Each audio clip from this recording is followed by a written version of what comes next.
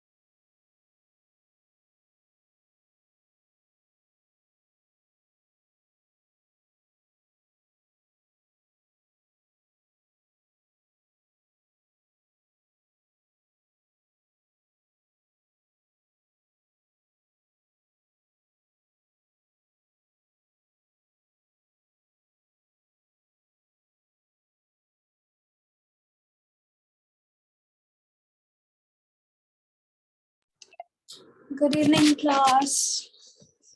Good evening, ma'am. Okay. So today we'll be starting out with a new lesson. And I want you all to also tell me if you can't hear me as I'm still sick and I can't talk loud. So yeah, I hope my screen is visible.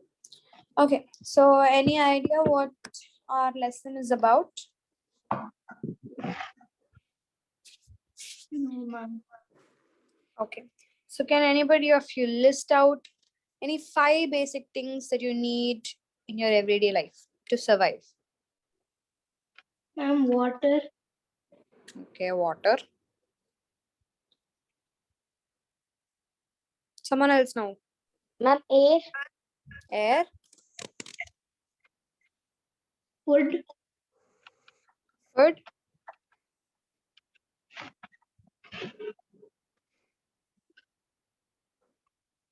What else do you need? Ma'am, shelter. Shelter, very good. Then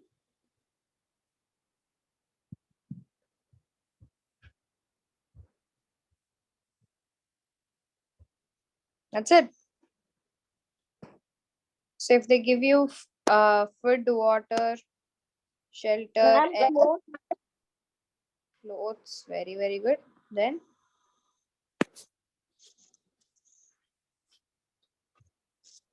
okay, now let's just take the topic clothes. So where do we get this clothes from? Ma'am, sheep. We get it basically from, okay, let's just say animal. We get it only from animal. No, ma'am. Plants. We also get it from plants. Very good. So these materials from which we get our clothes. You can see that your cloth, for example, you're getting it from the plant. Do you get your dress directly like this from the plant? No, ma'am. What do you get it as?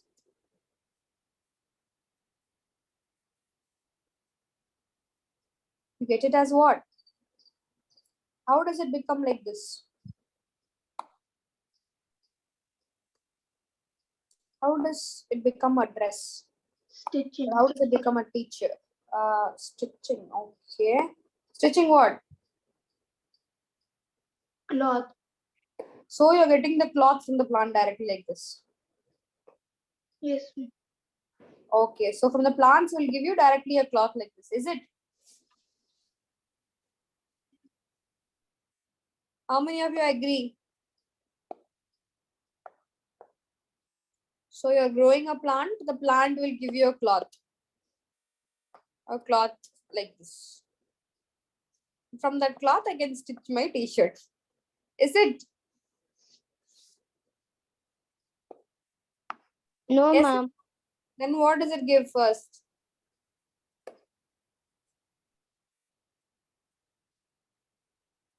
Think, think, think, think.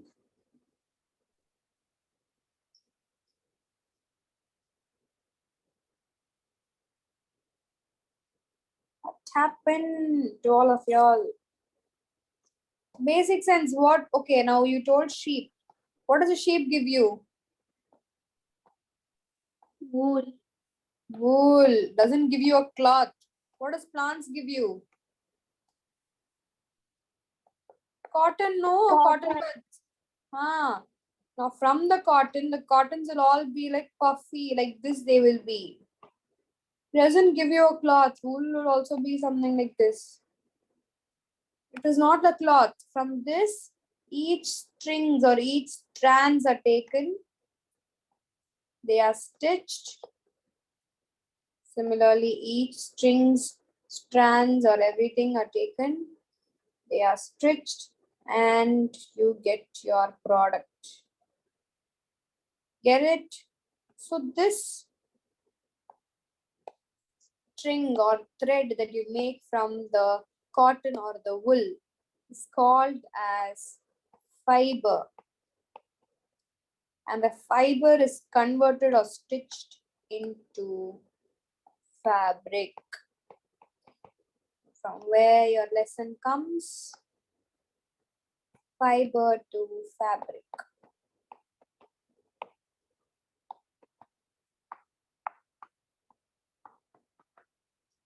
Am I clear? Now you know what the difference between fiber and fabric is. So fiber is like the basic material and fabric is like the end product. Okay.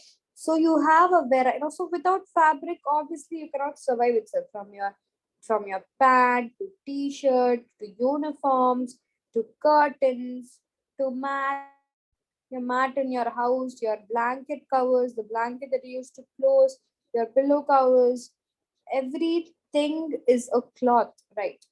So there are a lot, there's a lot of variety. Now you can see this is the fiber which is being used to give you the fabric.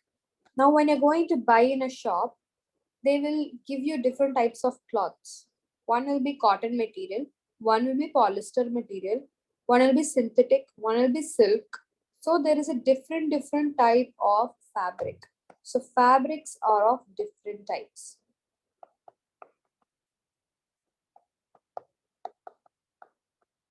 So I want you all to find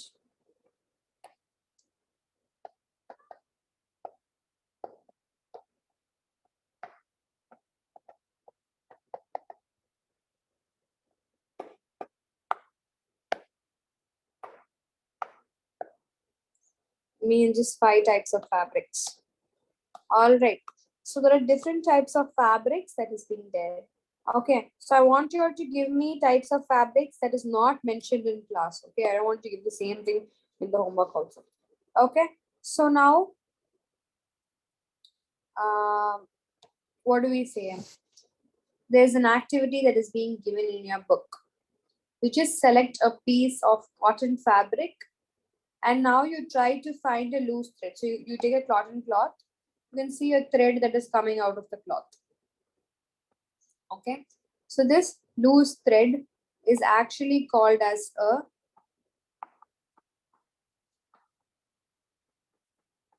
this is the cotton. Okay. This loose thread is called as yarn. Okay, yarn. All right. So this yarn, it's at one of the edges. You're going to pull it. And when you pull out, what you will get? You will get many yarns.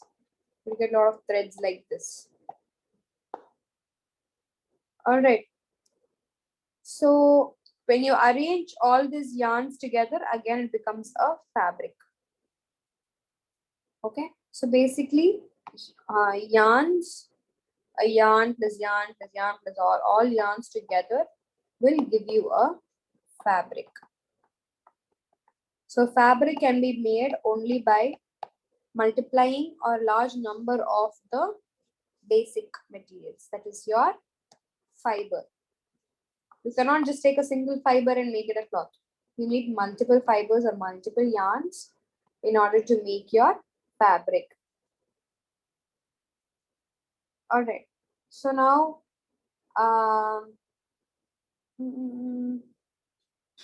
okay. So have you ever in your mom's shawl or anything, have you ever taken a thread out of it? Guys?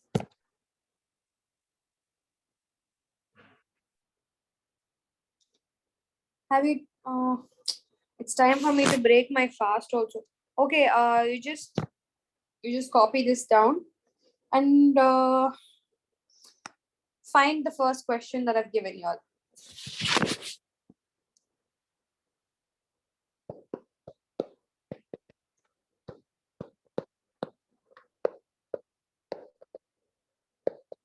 These 2 questions, I want you all to find the answer, use the internet or anything and find the answer and keep. I'll just break my fast and I'll be as soon as possible.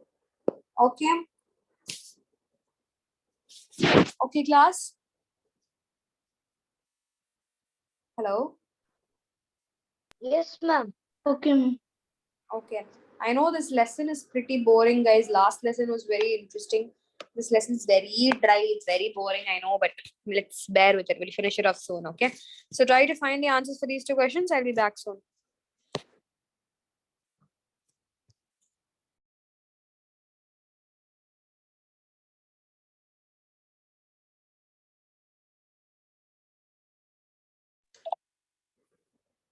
Yes, you had got to see your mom's strands. Yeah, okay. So when you took those strands, you could have noticed that your strands, if you just try to, use your nail or use your thumb at any end of the strand, it divides into smaller and smaller threads. Okay. These smaller and smaller threads are only called as fibers. So you can see from minute fibers, a big wool is being formed, and from big wools, a big cloth is being formed. Okay, we'll see, look at the process. Until that, you just find the answers.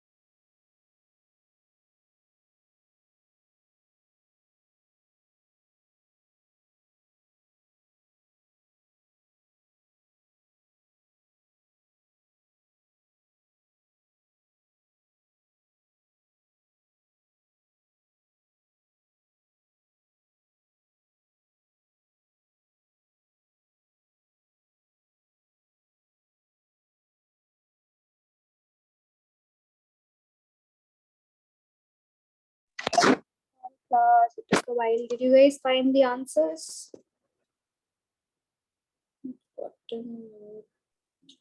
Yes, ma'am. Okay, what did you guys find?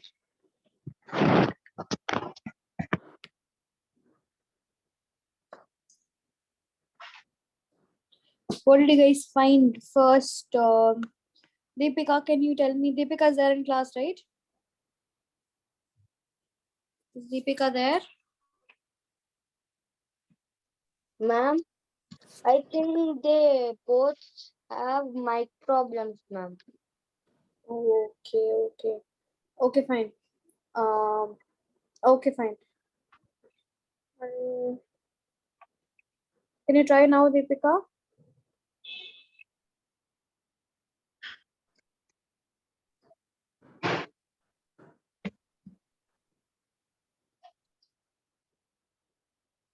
What about now? Are you able to unmute now?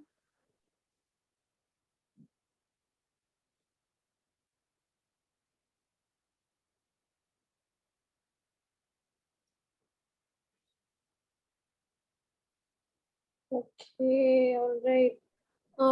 Fine. Do you guys have access to WhatsApp right now? Deepika?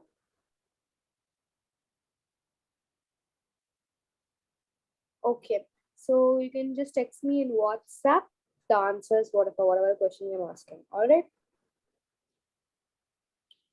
What about you, Advika? Do you have access to WhatsApp right now?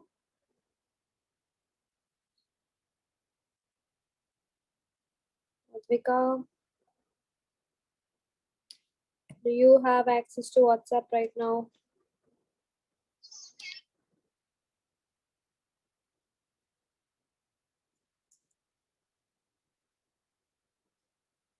Okay, no response. Anyways, going to the first question. I hope I am audible to all of you. Okay, so I asked you all, give me any 5 types of fabrics. So starting with Ashwath, can you tell me? Silk, wool, cotton. Okay, stop. Silk, wool, cotton. Okay, very good, Ashwath. Now, Advika, maybe you can drop in the chat box your answers. Deepika, you can also text your answers. Soumya, tell me your answer. Ma'am, cotton, wool, and silk. That's it. Yes, ma'am, those are the only things. There were so many others. I told you to use the internet and all. No, I told exactly the same whatever he said. I want new answers. What about Deepika and what about Advika? Your mics are not working. I hope you guys can text me.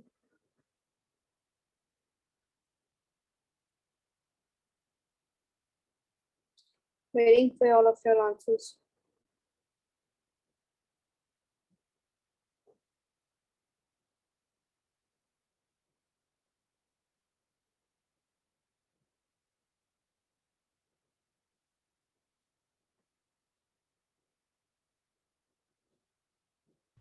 Ma'am, can you hear me now? Yes, I can hear you. Ma'am, cotton, wool, and Okay. cotton and wool are known as natural fibers. Okay. Why are they called as natural fibers? Ma'am, because they are obtained from plants. Okay, very good. Do you have any other types of fibers other than cotton and wool?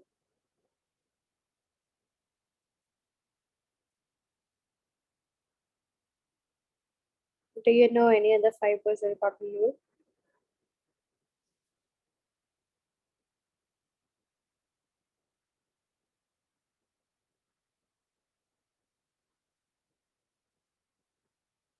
Okay, so there is so many other things also, like rayon, polyester. Okay, you have chiffon material, then you have jeans material. No, that's denim material. Then you have from the like you have crepe material, silk, linen, wool. You have muslin cloth and all. Okay, so there you have Georgette silk and all, you know, Georgette cloth. So there is different fabrics that is available. All right. Can any of y'all just raise your hand if you know the answer? No, can you? Yeah, synthetic also. Can you all tell me how is this fiber obtained? How do we get this fiber? Since I asked you to search for it, how many of you did raise your hand?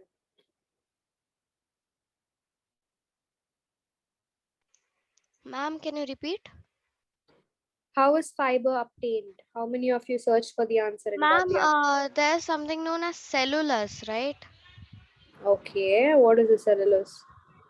Ma'am, it is found in plants when cotton, I mean, I don't know. I just heard about cellulose. Okay, I actually asked you all to search for it. Yeah, Atvika, since you have raised your hand, it would be useful if you type your answer.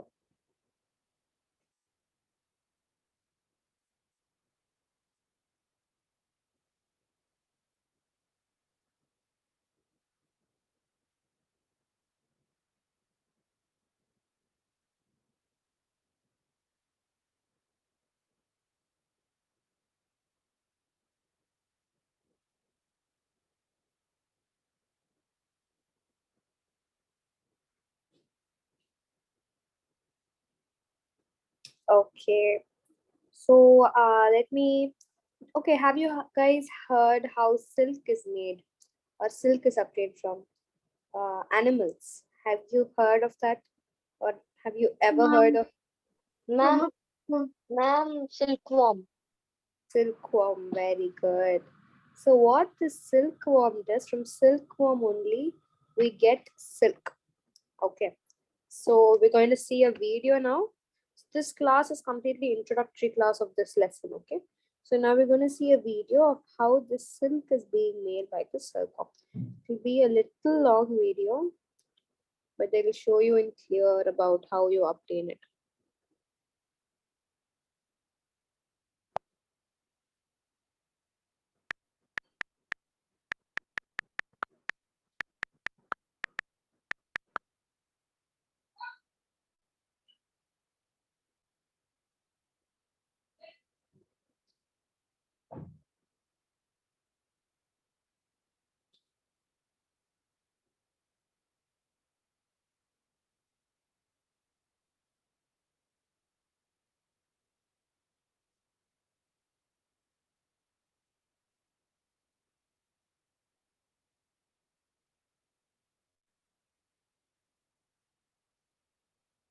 Culture. Now, from this point, the girl.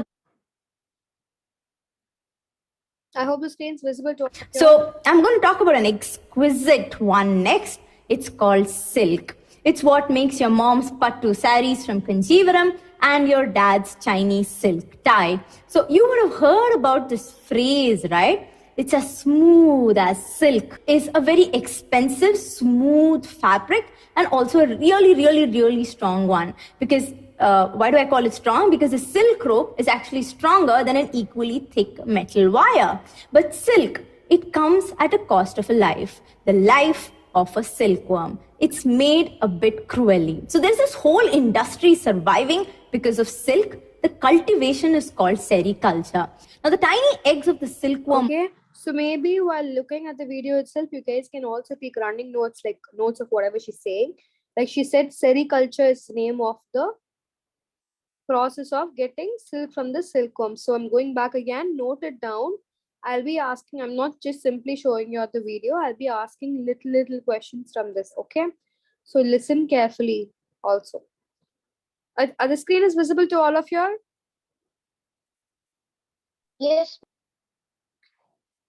The life of a silkworm. It's made a bit cruelly. So there's this whole industry surviving because of silk. The cultivation is called sericulture. Now the tiny eggs of the silkworm moth are incubated till they hatch into something called larva. At this point, the larva is about a quarter of an inch long. Remember the size, it's really important, just a quarter of an inch. Now once they are hatched, the larva is placed under a fine gauze layer and fed huge amount of chopped mulberry leaves, during which time they actually shed their skin 4 times. The larvae which feed on mulberry leaves produce the finest of the finest silk. The larva will eat 50,000 times its initial weight in plant material. So for about 6 weeks, the silkworm eats continuously and grows to a maximum size of 3 inches at 6 weeks. Then it stops eating, changes color, and is about 10,000 times heavier than when it's hatched. The silkworm is now ready to spin a silk cocoon. A single silkworm pupa can produce up to 15 meters of fiber per minute. So the silkworm attaches itself to a compartmented frame, a twig, a tree, a shrub in a rearing house to spin a silk cocoon over a 3 to 8 day period. This period is called pupating, and steadily over the next 4 days, silkworm will rotate its body in a figure 8 movement 300,000 times, constructing a cocoon and producing about a kilometer of silk filament. So now we need to reel out this filament, and this is when we get to the cruel part. The cocoon is treated with hot air, steam, or boiling water. The silk is then unbound from the cocoon by delicately and carefully unwinding or reeling these filaments from 4 to 8 cocoons at one time, sometimes with a slight twist to create a single strand. So this is how it's actually done. Now the amount of usable silk in each cocoon, if you ask me, it's really small, because it takes 10 kgs of cocoon to obtain 1 kg of silk. Oh, and a silk dress requires about 70 kgs of mulberry tree leaves. So lot of raw material going into that silk dress. So the Chinese were the first to discover the use of silk. It was a closely guarded secret by them for over 1,000 years. In fact, the earliest evidence of silk was found at the sites of the Yangshao culture in Xia County, Shanxi, where a silk cocoon was found cut up in half by a sharp knife dating back 4,000 to 3,000 BCE. This species was identified as the Bombyx mori. Now from the Chinese, the secret spread to the Koreans, the Japanese, and the Indians. And that's how mom's pattu sari came into existence. So the whole discovery of silk has some interesting fairy tale stories. So let's just get into one of them. A long time ago, in the 27th century BCE, a silkworm's cocoon fell into the teacup of the Empress Lizu. She wanted to remove it from her drink. How did she do that? The 14-year-old Empress began to unroll the thread of the silk cocoon. She then had an idea. Hey, let's weave it. And voila, she had beautiful dresses made. And having observed the life of the silkworm on the recommendation of her husband, the Yellow Emperor, she began to instruct, her entourage in the art of raising silkworms, what we now, call sericulture. Now, from this point, the girl became the goddess of silk in Chinese mythology. Silk eventually left China on the heir of a princess who was promised to a prince, the Prince of Khotan. This happened in the early 1st century, AD. The princess, she actually refused to go without the fabric that she loved so much, and she would be the very first one who would finally break the ban on silkworm exportation, which was there for centuries in China. Now, the sensitive ones among you are really feeling bad for the silkworms, maybe wondering, is there an alternative to this? Scientists those days wondered too. But their inventions has actually nothing to do with people feeling bad for silkworms. It has more to do with 2 things. 1, the skyrocketing high prices of silk, and 2, a disease which hit the silkworms in the 1860s. French silk industry was being threatened by a disease affecting the silkworm, as I mentioned, in the 1860s. Louis Pasteur and Count Hilaire de Chardonnay. So these 2 people were studying this problem with the hope of saving this vital and high money-making industry. And during this crisis, Chardonnay became interested in finding a way to produce what we now call and know as artificial silk rayon. Was it clear, guys, or was it too much of history and boring? Ma'am, Tell me.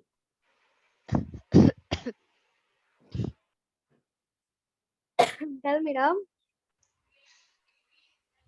Ma'am, it was a little history. Yeah, I know. For me also, it was a bit boring. Too much she was talking, no? You must have seen that mom wears beautiful soft Maybe and this will be a little interesting. We'll see this or we'll stop again if she talks history, okay? shiny Okay. saris on special occasions. The texture, beauty, and the luster of the fabric grabs a lot of attention and appreciation. But what is this fabric exactly? It's nothing but silk. Yes, we have come across this term several times. Let us now understand what silk is and how the fibers are obtained. To start with, can you tell me the source of silk fibers? Is it a plant? Get threads from such tiny It's the creatures? same thing again. It's not dot. We'll look for real images. Yeah, maybe this will help.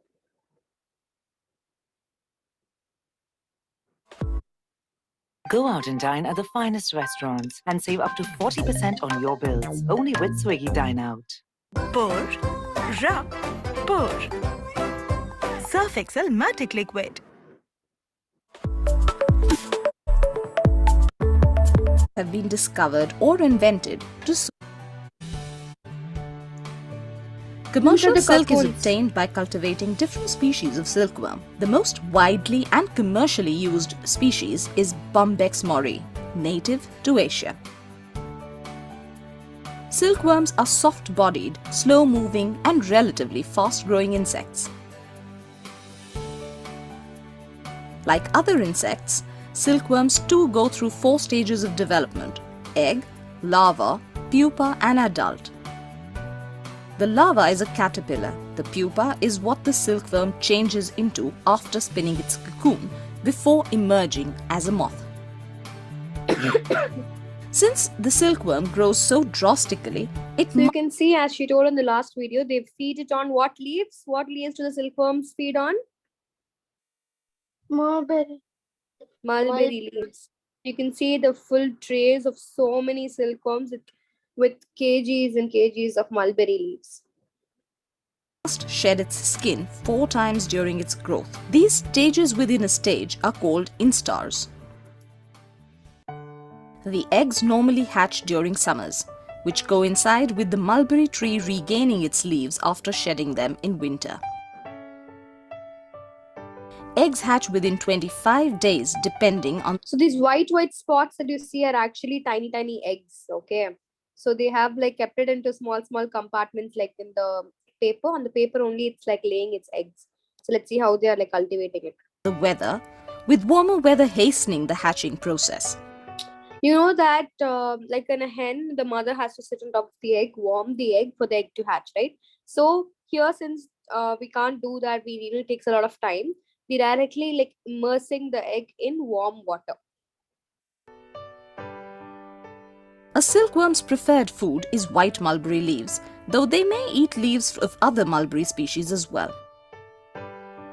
Due to the practices of our ancestors, silkworms have become fully dependent on humans. They eat continuously and therefore need to be fed at least twice a day. New hatched silkworms are tiny and feed on young and tender mulberry leaf shoots. The mature silkworms eat more mature leaves. As the pupae continuously eat, the containers get filled up with their excreta. These therefore need to be cleaned periodically. Furthermore, silkworms are prone to diseases. Farmers must maintain a high standard of hygiene for rearing and handling these precious creatures.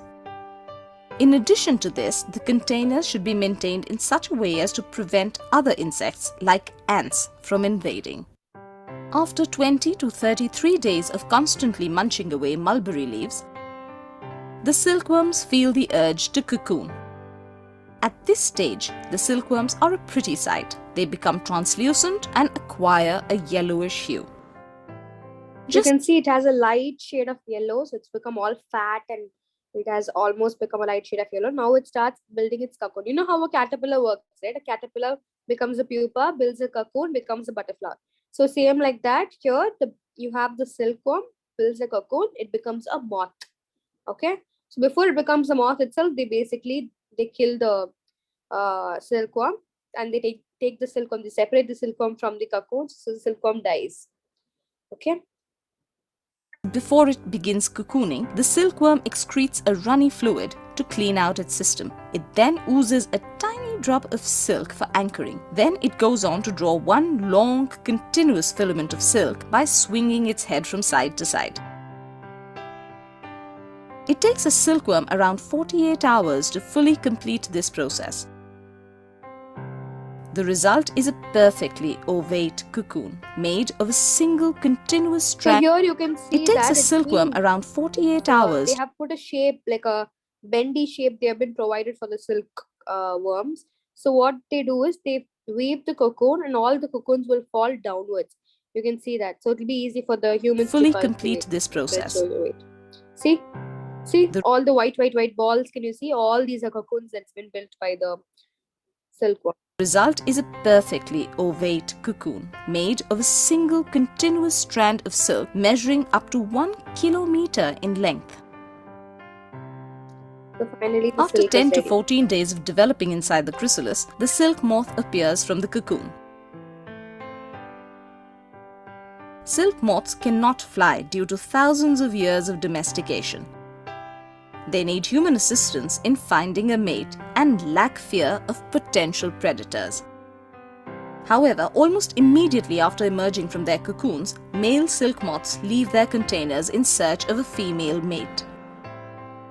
Olfactory hairs on the male's antennae help them detect pheromones released by the females.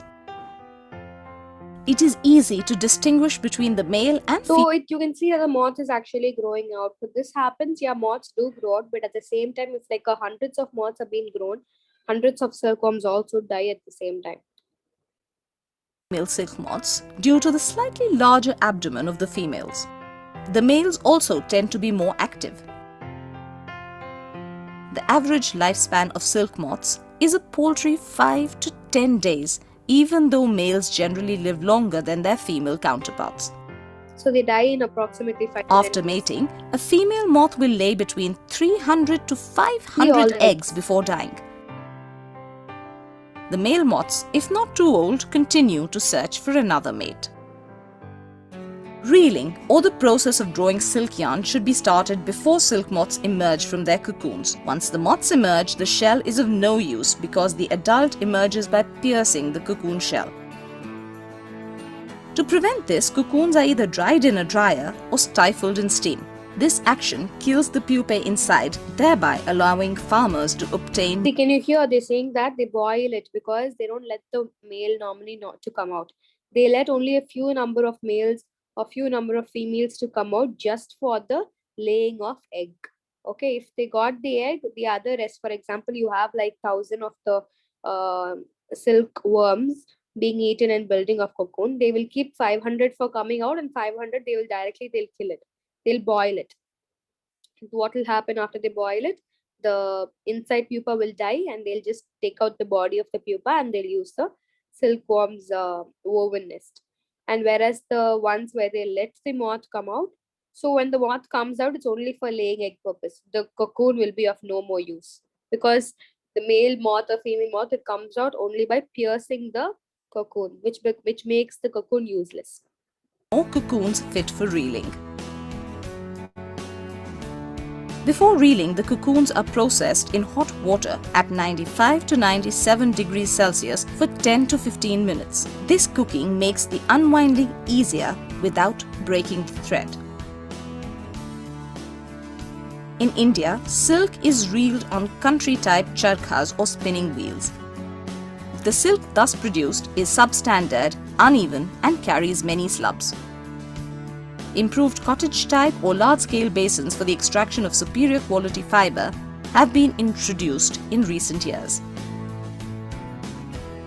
Once the silk is reeled, weavers and tailors put in their creativity, art, and labor to create gorgeous drapes and fabrics to cater to the demands of the market.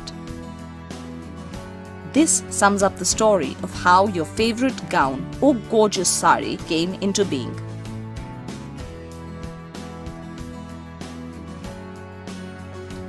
This video was better, right? Did you guys understand? Yes, ma'am. Yeah, I hope the videos were more, this video was more clear with what actually the images look like and everything. Did you guys have any doubt in this video? No, ma'am. Nobody else? What about others? Ma'am, what Yeah. is the name of first stage? What is the name of first stage? It's called the larva, the baby stage. Okay, so there are like almost 4 stages of silkworm. So first stage is the baby stage. That is basically, I'll just write it down.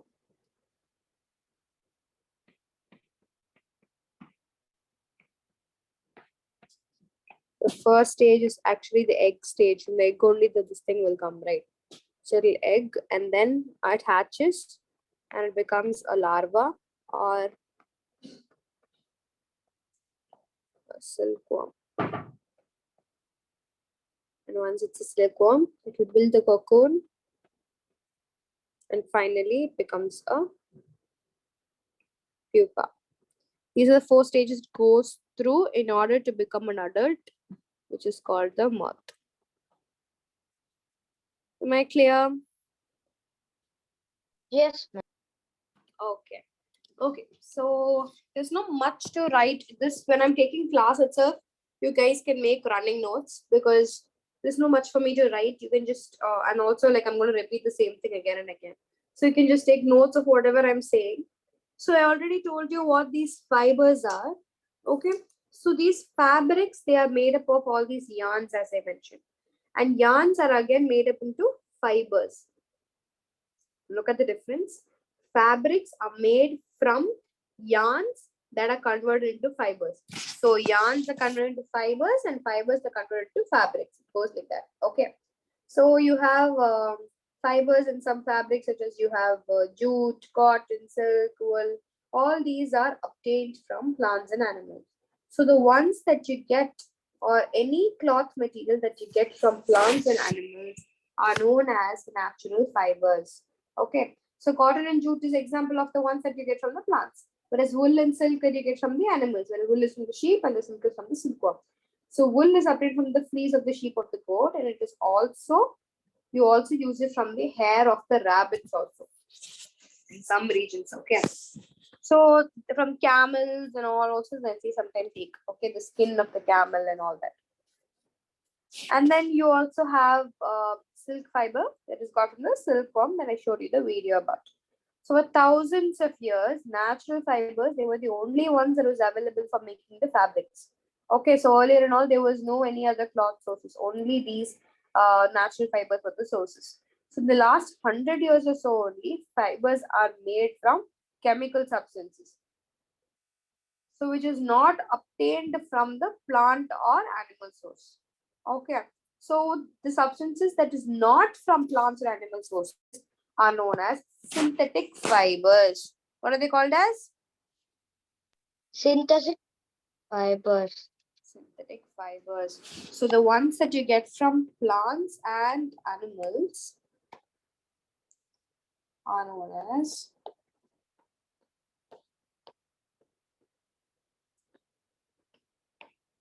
natural fibers. The ones that you do not get from animals and plants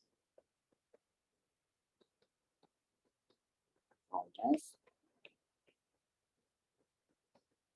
synthetic fibers. So what do these synthetic fibers are obtained from? They're obtained from chemicals. All right. So some examples you have polyester. Ma'am, Tell me. can we see synthetic fiber also as man-made fibers? Yeah, definitely. Okay. Okay. So yeah, man-made fibers. So synthetic fibers are basically made by using chemicals. Chemicals itself means man-made because we are the one who made our own poison. Okay, so chemicals are made from man. So synthetic fibers are obtained from chemicals. Examples you have polyester, nylon, acrylic cloth, and all that. Okay, and I think, yeah, this was enough for the introductory class. So in next class, it is day after tomorrow. Now I want you to also give me, now this was the homework that you already did. So now explain, note on your homework question. Ma'am, is polyester also man-made? Yes, it is also man-made. It is like an artificial source of silk.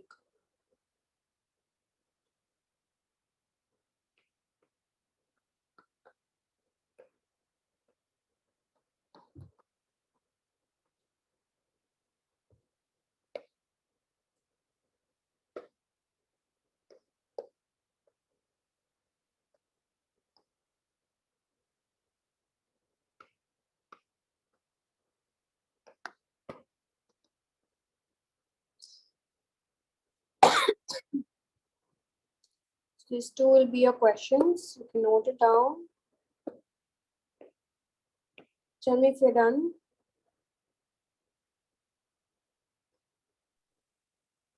Ma'am, this five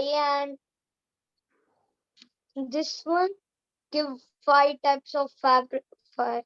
That you already answer in class. No, that's not required. These two are enough. Okay, ma'am.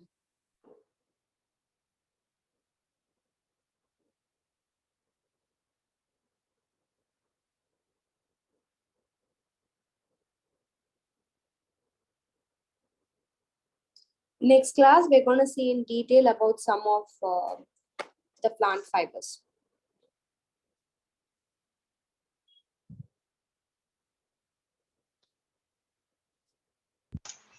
Ma'am, done.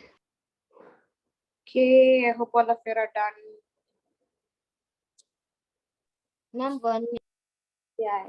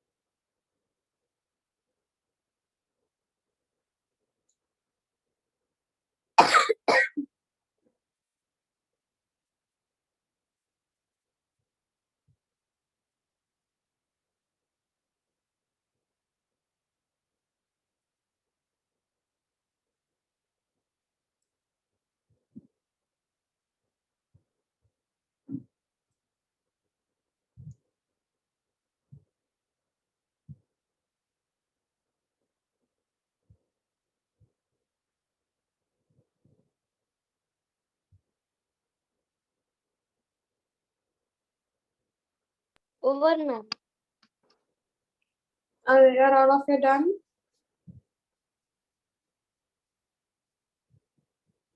Class? I hope all are done. Yes. Yeah, Deepika, Soumya, all of you are done? Yes, ma'am. Okay, we'll meet in next class then. Bye. Bye, ma'am. Bye-bye.